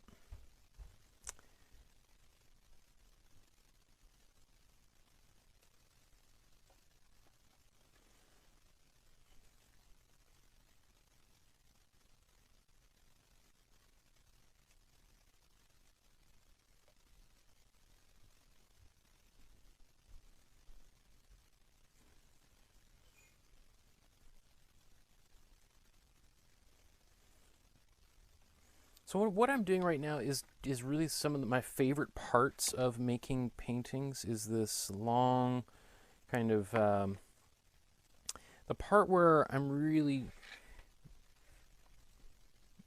fussing over details is the part that I like the most.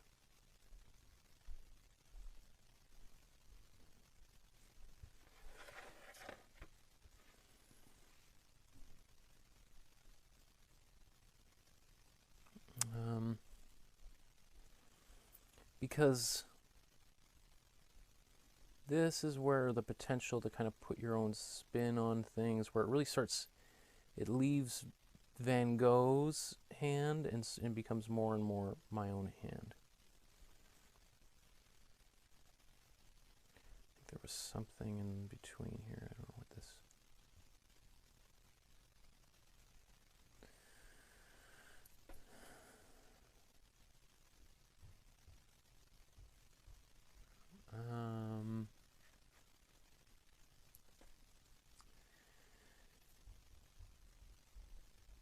KitKat says, how do you know exactly how long it took him to paint this one?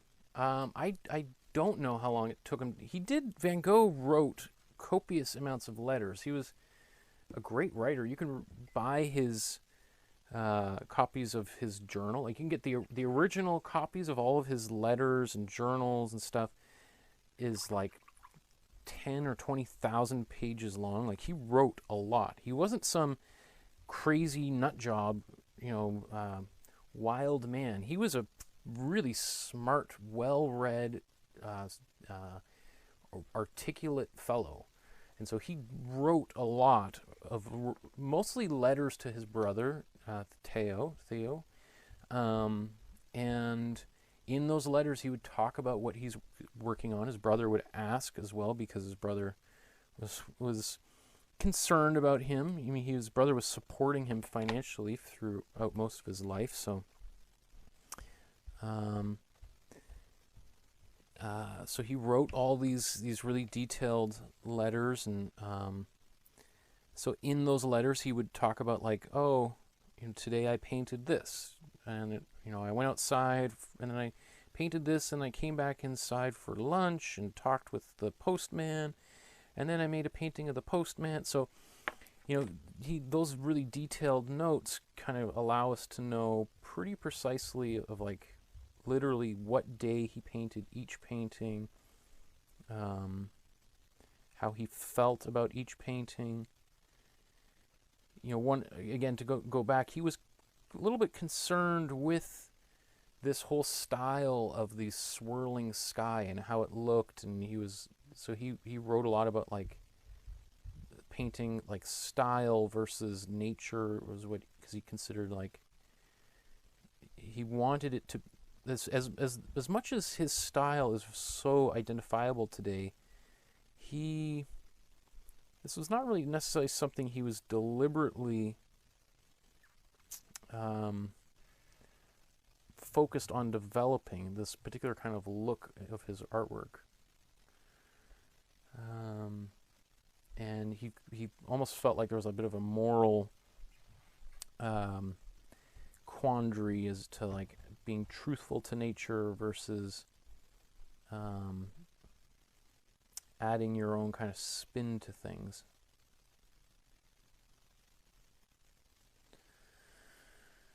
My goodness, so we could paint.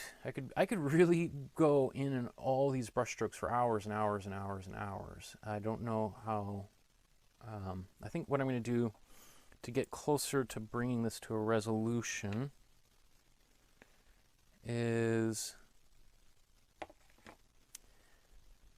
I'm going to paint a little bit more in the star area with some yellows shortly here in a second.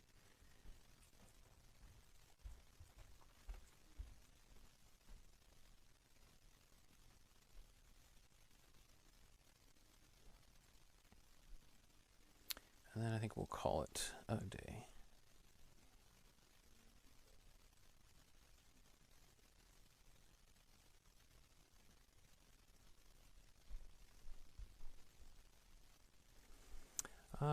And then, how do you know how long it took him, just to finish the question, how long do I know he spent on some of these paintings?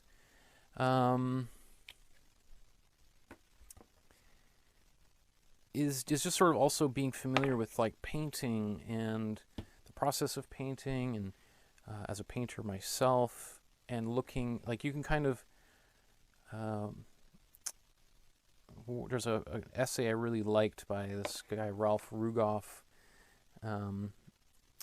who's like a curator writer, and he just talks about, like, looking at paintings as a crime scene, and you can kind of look at a painting, and if you look at it in a certain way, you can start to kind of work your way backwards to how it was painted, and you can start seeing kind of the different layers of paint and where things have been erased or added, and so there's a bit of that happening when I'm looking at paintings, is kind of looking at, like, how, because there's only certain, like, how to describe it, like, there's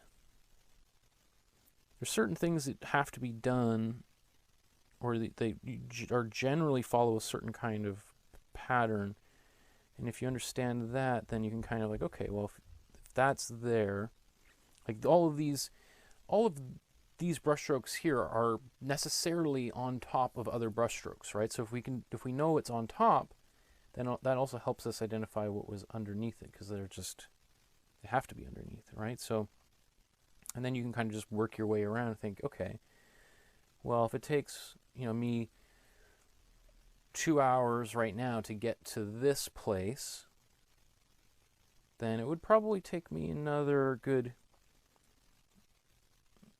probably a couple more hours if I really wanted to replicate exactly what he did. I think I could probably do it in about 4 hours, probably.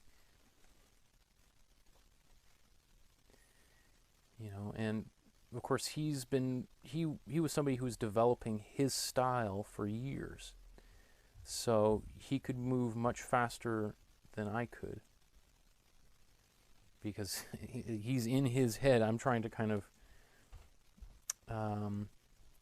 imagine a little bit of what he was thinking and the steps he was doing, so it's necessarily going to take me a little bit longer.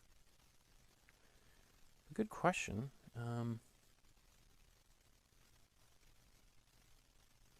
And of course, a bunch of this is just guessing too, right? There's no way for me to know exactly. I mean, I'm sure that there's somebody who's done X-ray images of this painting or any of his paintings or any other artist's paintings, and they could say, like, with pretty definitiveness, that's funny. You know, that certain pigments are on top of other pigments, so we know that he would have used this and then done this and then that. I haven't read any of those scientific papers, nor am I particularly interested in it, so I don't know the exact steps, but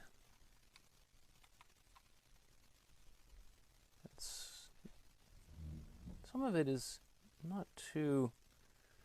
I mean, one thing that is nice about Van Gogh is everything's kind of there on the surface.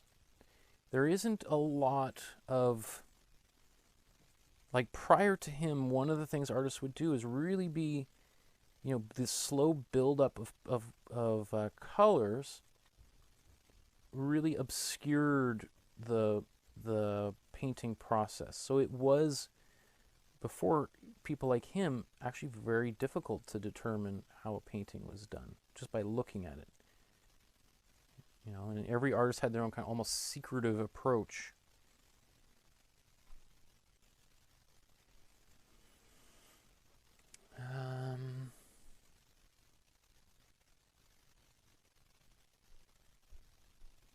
Just while I got this dark blue, so this is just kind of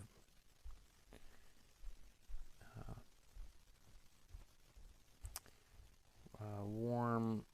I'm pretty much using all warm blue. The only time we had cool blue was for in the background, in that first wash. Pretty much the rest of this painting has been made with warm ultramarine blue.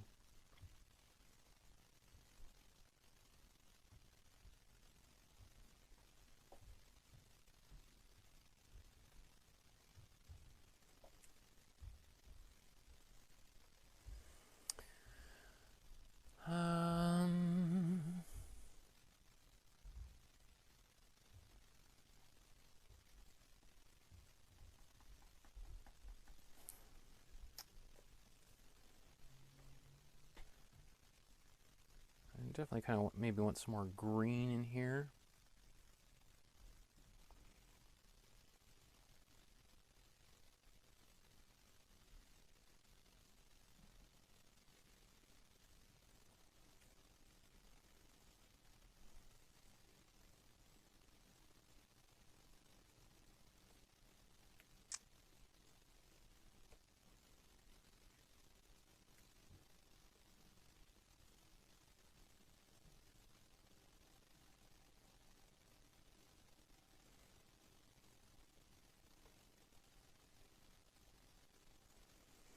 I do want to come back in here with a little bit more blue and green.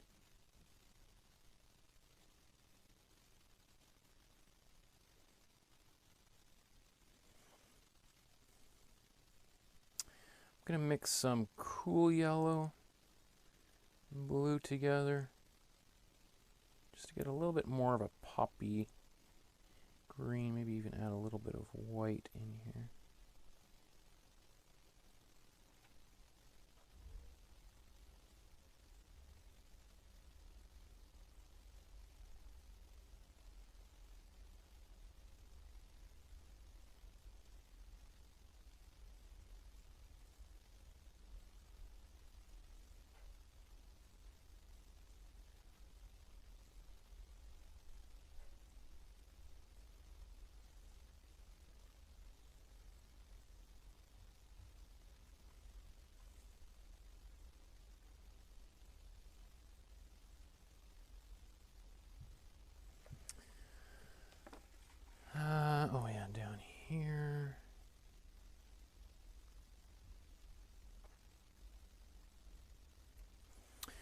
So I know today I've been saying this for a while. I've been planning on doing a little presentation of all the great artworks everybody had made from all the different classes.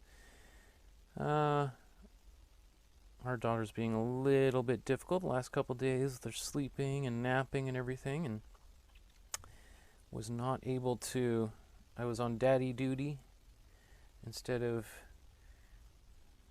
daddy working on this stuff today, so I didn't get a chance to do what I was hoping to do, because I was really excited. I was like, you know what, today a lot of people are going to watch this episode, so I'm going to have at the end, we're going to look at all the really cool artworks everybody's done, and then if I look at it, I had an opportunity to play with my daughter a lot longer than I normally would have in the afternoon, but that meant that I wasn't able to put together our images. So if you've painted this picture or any other picture in this class, I would love to see it.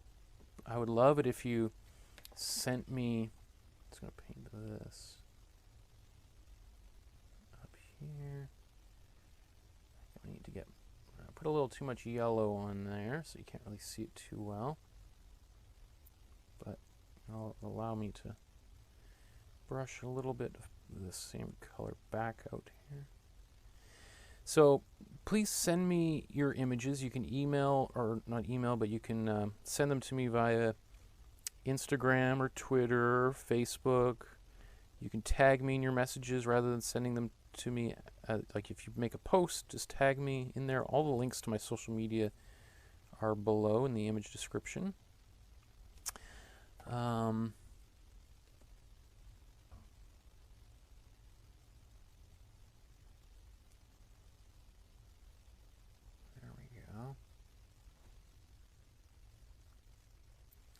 Because I would love to be able to share these awesome pictures you guys have made and to be able to look at them all side by side.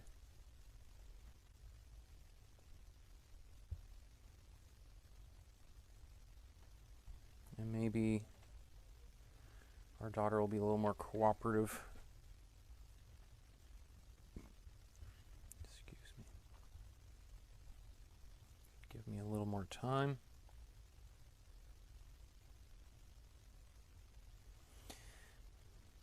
And there are people have been sending me some different messages on Facebook, and I'm sorry I haven't got back to everybody. I'm a one-man band, so doing the best I can. Or anything. It's still like very slow and hard to get it all done.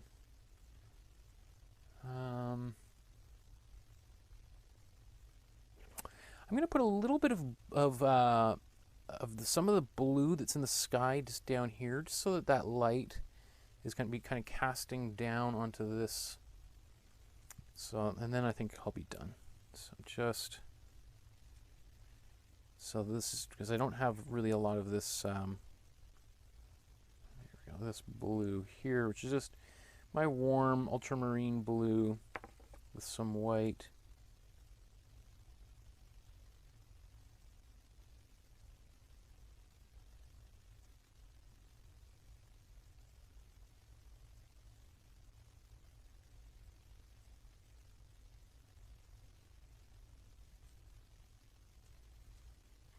There we go. So this is like the light from the sky kind of affecting the bushes below here.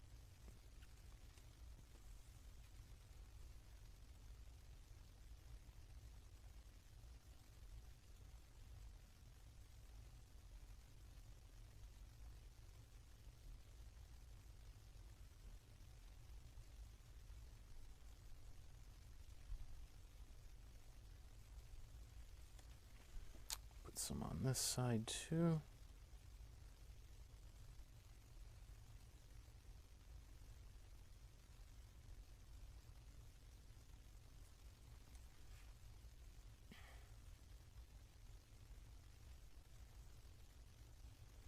Do feel like I've kind of neglected a few things in here, so.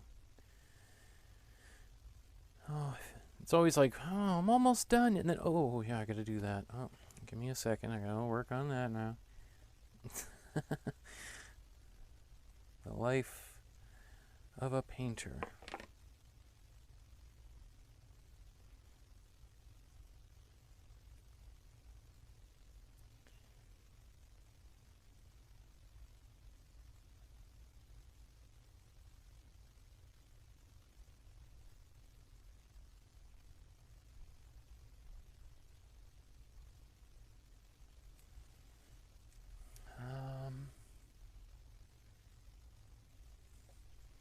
Do want some more white in here. I think that's important.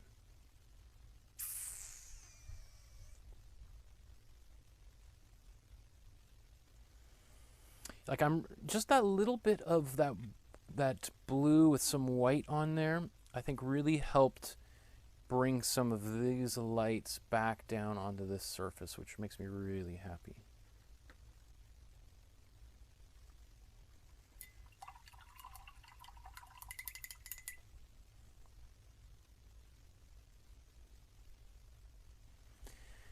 So I need a little bit more fresh white on here.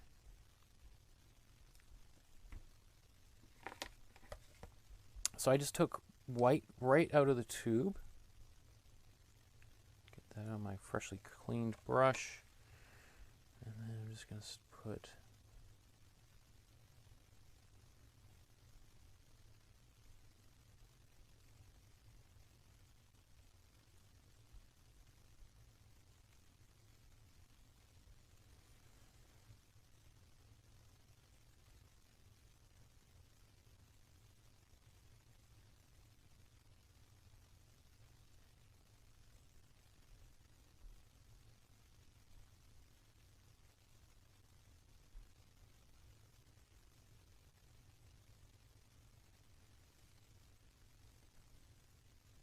there might even be a little, is there a little dot of red or something in the center there? I'm going to zoom in here in a second. See if I can deduce what is in that. That makes me feel much better. I don't think there's any more white that I want to put elsewhere.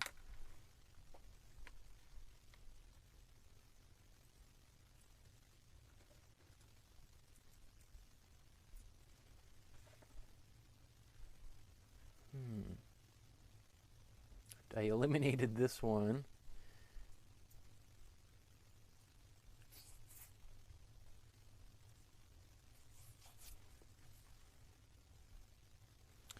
So what I'm going to do, I'm going to take a little, I'm taking the end of my brush. Take a little bit of that, a little bit of red.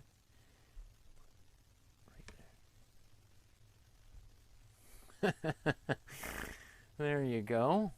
Looks like he's got a few of those, so maybe.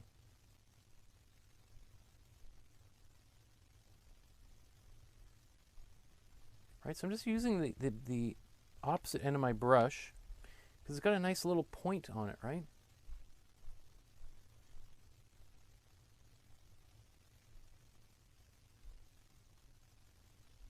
I don't know if I don't want to overdo it, so I'm not going to put it everywhere. Maybe if I'm going to put it everywhere, I'm just going to get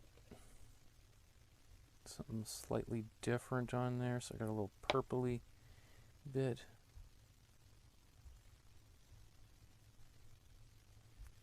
Okay.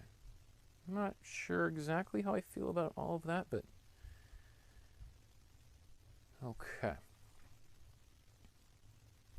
For a couple of hours of work, that's, I think, a pretty good job. Let's see. Time to just sort of put the original to the side. Let's see if I just move that out of the way. Let's see that a little bit more isolated.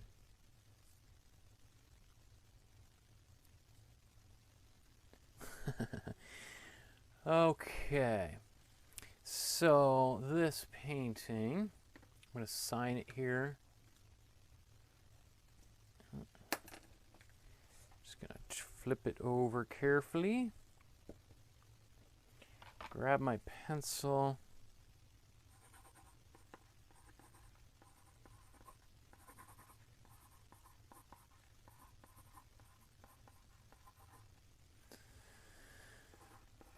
It's October 13th.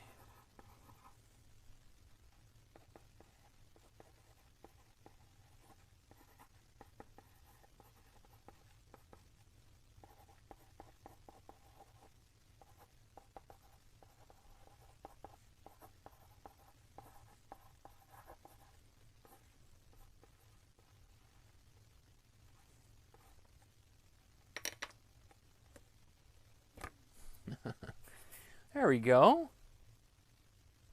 Feel pretty good about that. I mean, again, I'm missing a lot of detail. There's only so much we can do in such a short period of time. I know I began these other ones, and I don't have time to finish them, and I don't think they would have been any... what I was intending to do with those was to show this way might have been just a slightly faster way to get to this point, just because we're laying down that first yellow and then we're adding some of the same colors over top of it. So maybe just slightly faster way to fill up the painting. And then this one, which I began, you know, just would have taken me hours and hours and hours to build up. Like, can you imagine trying to create this kind of patchwork with just brush strokes next to one another? It would have just driven me absolutely nuts. So this is the way to kind of get the painting done as quickly as possible. One of the questions, you know, when I was, I'll just as a quick little detour that might have, when I was first learning to paint, a question would be like, okay, this is all fine and dandy if we're reproducing somebody else's artwork. We can kind of look at it and we can see, okay, this is what was done here. This is what was done here. If I was trying to paint this painting from scratch, how would I know to put a light, you know, a light gray blue, cool blue here as an underpainting, and then a dark gray, cool blue, you know, how would I know where to put those washes before I even begin? Right?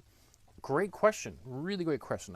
The first thing I would say is you want to, probably before you start launching into those things, is to continue doing what we're doing. Is just painting from some of the so-called masters and trying to absorb their technique. The more you do that, the more all of this kind of stuff just becomes a little bit easier because you're practicing. But then the other thing is how to describe this really complicated idea. Let me take a sip of cold tea, which I love.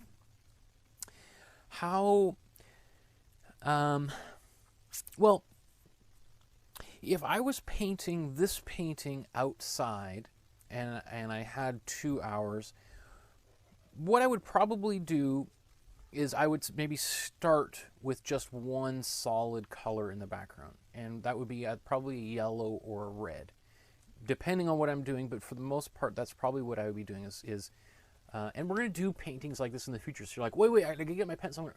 Don't worry, we're going to do some of these things I'm talking about in the future. But just kind of quickly covering the full painting with just one color, that might help to kind of get you started. The other thing is, if you're looking at how to describe this. So let's say I want to, I'm sorry if this is right at the very end, but just as a quick little detour, maybe I could do this in a whole episode, is let's say I wanted to make a painting of this tube of paint, right? So I know what what it looks like in its complete form, but I have to kind of like break it down. So what we have is a tube of warm red paint, right?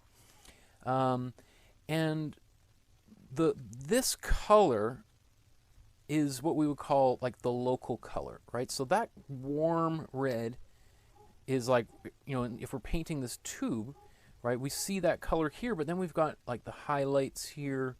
We're going to have some reflected color from down here. My own shirt is reflecting blue back onto here. So there's a whole bunch of different colors going on.